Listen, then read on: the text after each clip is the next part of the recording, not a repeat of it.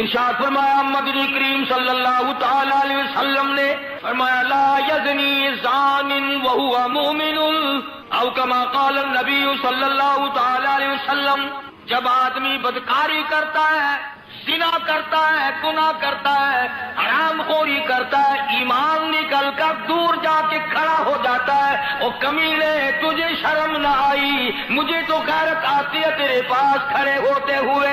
لا یسرق سارق وهو مؤمن او کما قال النبی صلی اللہ تعالی علیہ وسلم، جب آدمی چوری کرتا ہے ایمان دور چلا جاتا ہے، اور جب آدمی ذلیل کھانے کھاتا ہے، حرام کھاتا ہے، اس کی روح مردہ ہوتی چلی جاتی ہے. روح کی ضرورت ہے اللہ کا ذکر، روح کی ضرورت ہے نماز، روح کی ضرورت ہے نیت کا صاف اور صحیح کرنا. چنانچہ جس زمانے میں لوگوں کی نیتوں میں خیر ہے پھر سارے معاملات میں خیر ہی خیر ہے. جس زمانے کے لوگوں، عوام اور حکام، چھوٹے اور بڑے، امیر اور غریب، مرد اور عورتوں کی نیتوں میں فطور ہے، سارے معاملات میں پھر فطور ہے. اس لیے قرآن کریم نے للکار کی آواز دی، فرمایا ظہر الفساد فی البر والبحر، ظہر الفساد فی البر والبحر، فساد مچ گیا زمین میں، زمان میں، خشکی میں، تری میں، محلے میں، بازار میں فساد ہے، فتنہ ہے. فرمایا بما کسبت ایدی الناس، اللہ پاک نے اعلان کر دیا، پہلے بتا دیا یہ جتنے بھی جھگڑے، یہ جتنے بھی فساد ہے، یہ جتنی بیماریاں ہیں، یہ جتنی پریشانیاں ہیں، فرمایا تمہارے ہاتھوں کی کرتوت ہے. بما کسبت ایدی الناس، اللہ پاک کہتا ہوں لوگوں میں تم پہ ظلم کرنے کو تیار نہیں، اور لوگوں میں رحیم ہوں، ظالم نہیں، میں کریم ہوں، متشدد نہیں. میری ذات تیرے سارے عیب دیکھتے دیکھتے قبروں تک، مجھے اپنی کبریائی کی قسم میں نے تیرے سارے عیب چھپائے. اللہ پاک فرماتے ہیں او ذرا غور کرو، ذرا سوچو، تیری حرکتیں میں نے کبھی بیوی کو نہ بتائی، بیوی کی حرکتیں کبھی خامن کو نہ بتائی، بیٹے بیٹی کی حرکتیں ماں باپ کو نہ بتائی، ماں باپ کا کمینہ پر میں نے اولاد سے چھپا لیا. فرمایا تمہاری نیتوں پہ سارا مدار ہے، تمام نیتوں پہ معاملات کا بننا ہے. فرمایا ظہر الفساد فی البر والبحر، زمین میں، زمان میں، تری میں، خشکی میں، اپنوں میں، پرایوں میں، دور میں، نزدیک میں فساد مچ گیا. اللہ پاک نے اعلان کر دیا آؤ میں تمہیں بتاؤں کیوں مچا، کیوں شر پڑ گیا، کیوں جھگڑا پڑ گیا، کیوں ساری دنیا ایک دوسرے سے بدگمان ہو گئی. فرمایا بما کسبت ایدی الناس، اور لوگوں میں ظالم نہیں، تیری کرتوت ہے، تیری بدعمالی ہے، تیری نیت کی خرابی. الہی آخرت میں سزا دینا تھا، یہاں کیسی سزا آ گئی. فرمایا لیذیقہم، ہائے ہائے، فرمایا میرے بندے اب بھی میں جھٹکے تھوڑے تھوڑے اس لیے دیتا ہوں شاید تو شرما جائے، شاید تو میرے دروازے پہ جھک جائے، شاید تجھے غیرت آ جائے، دن کو یاد آ جائے، شام کو یاد آ جائے. اور فرمایا میرے بندے تجھے اپنے رب کا جب بھی خوف آئے، جب بھی ڈر آئے، جب بھی میرے قہر سے تو ڈرے، رات میں، دل میں، صبح میں، شام میں، جس وقت تیرا دل کرے توبہ کرنا تیرا کام ہے، تجھے دریائے کرم کے گوتے میں پا کر دینا میرا کام ہے.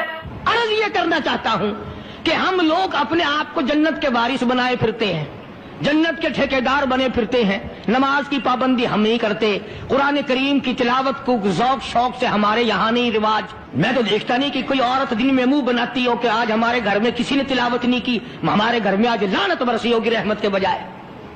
پورے سال میں اگر گھر میں قرآن کی تلاوت نہ ہو، عورت کو افسوس نہیں، مرد کو افسوس نہیں، بڈھی مائی نہیں افسوس کرتی، کوئی چھوکری افسوس نہیں کرتی کہ ہمارے پورے گھر میں قرآن پڑھنے والا ایک بھی نہیں. اور یہ آج نہیں پڑھا گیا، کیوں نہیں پڑھا گیا؟ نماز کی طرف سے کوئی افسوس نہیں کرتا.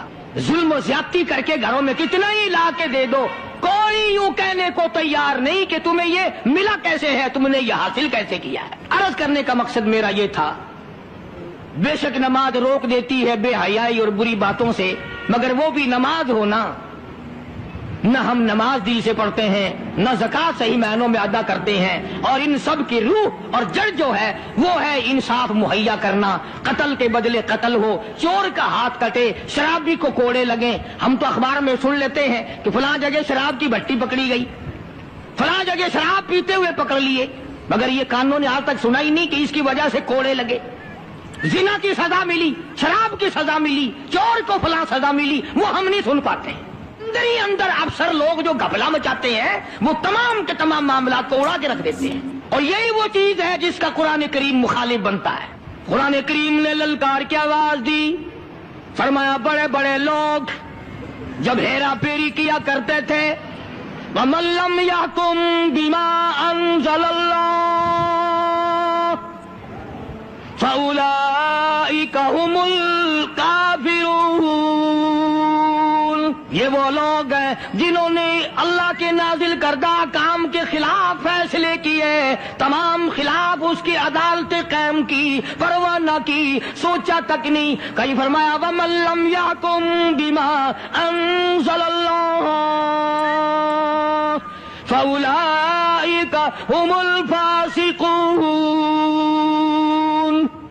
قرآن کہتا ہے جو لوگ میرے قرآن کے خلاف بیٹھ کر فیصلہ کرتے ہیں، اللہ کہتا ہے یہ فاسق ہیں، یہ فاجر ہیں، یہ بدکار لوگ ہیں۔ میرا عرض کرنے کا مطلب منشا یہ ہے کہ ہم ایک طرف سے اپنا دامن صاف کرتے ہیں تو دوسری طرف سے گندگی آلود رہ جاتا ہے۔ اگر مرتے وقت یہ حال ہوا تو ناکام ہو کر کے مریں گے۔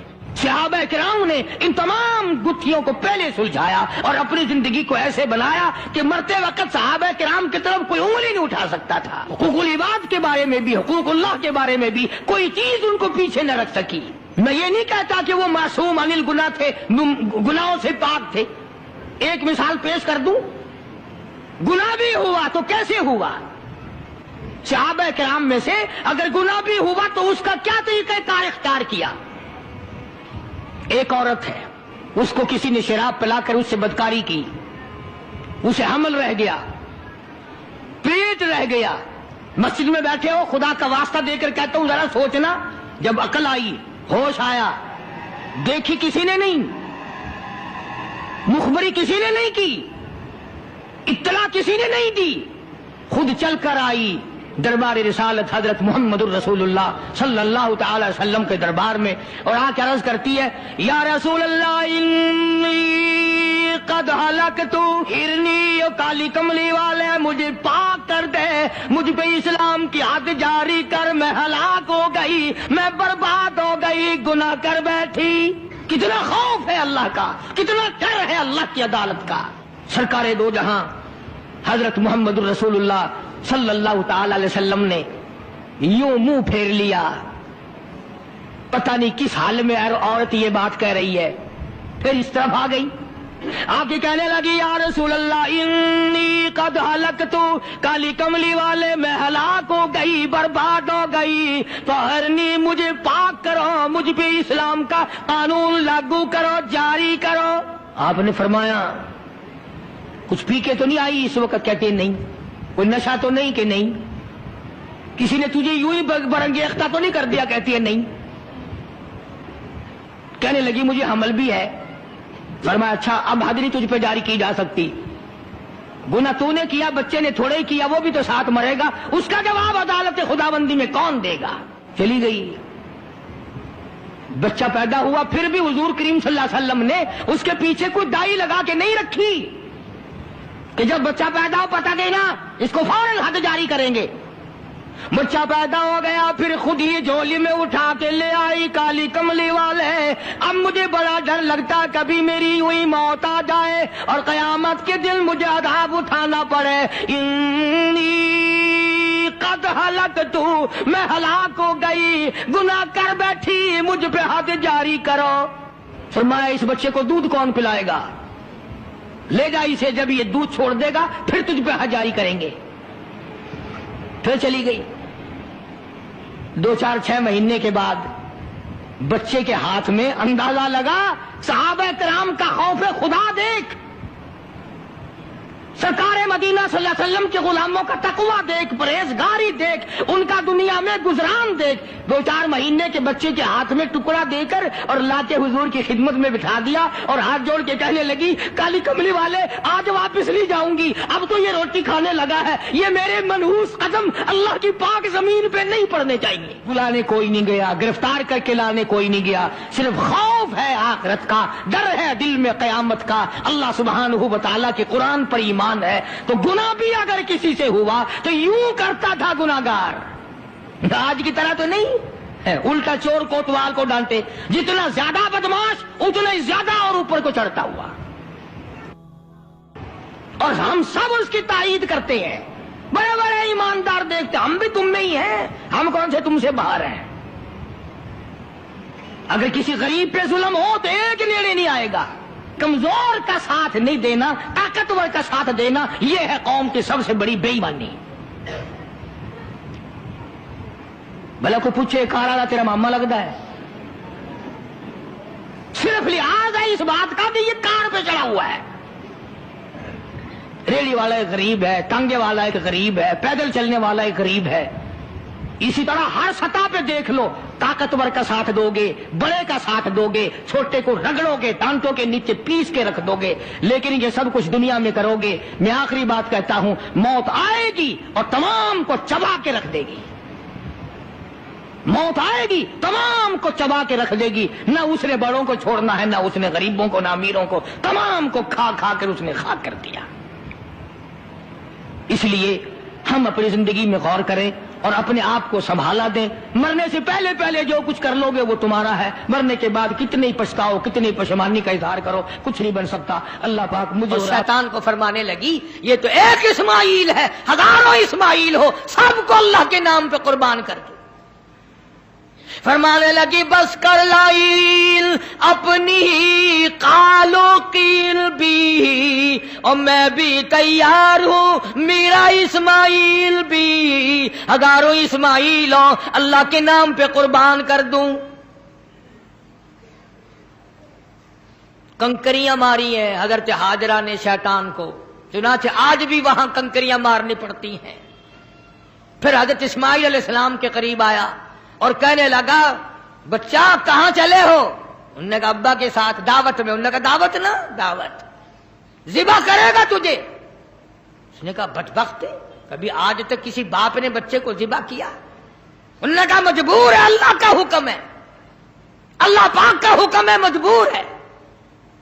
हजरत इस्माइल अलैहिस्सलाम ने फरमाया, अच्छा अगर उसका हुक्म है तो कहां हुक्म उसका और मेरा गला, मैं तो तैयार हूं, उसके नाम पे कुर्बान होने को मैं तैयार हूं। इस्माइल अलैहिस्सलाम ने भी कंकरियां उठा के मारी, वहां भी मारनी पड़ती हैं।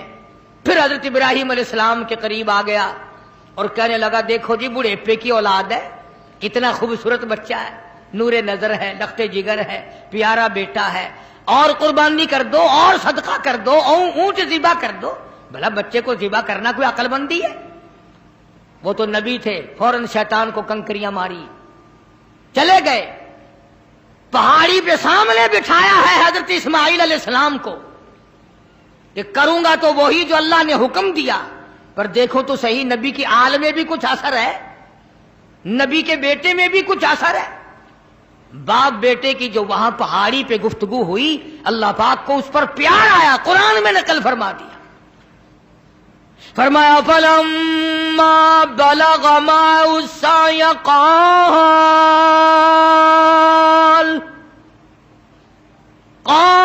या बुनय्या इन्नी अरा फिल मनाम, और मेरे बेटे मैंने ख्वाब देखा है पहाड़ी पर